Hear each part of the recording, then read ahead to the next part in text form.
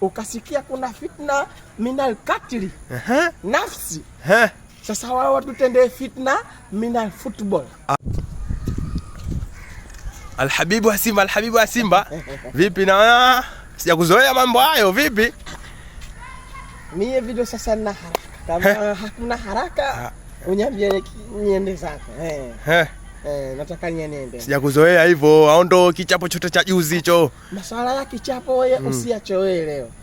Yao mambo ya kawaida. Boli inadunda. Ndio. Lakini ulikuwa na sifa nyingi sana Alhabibu wa Simba. Sifa ziwepo tu kwa sababu timu yetu timu kubwa. Ndio. One strongest biggest team in Africa, Simba Sports Club. Ndio, lakini kile kichapo na kimekuumiza sana. Sasa sikiliza, kuumia ndio tumeumia.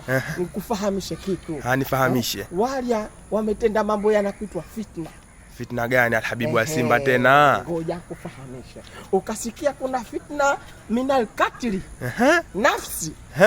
Sasa wao watutendee fitna minal football. Alhabibu wa Simba, maneno yako hayo? Fitna minal mpira. Fitna minal time.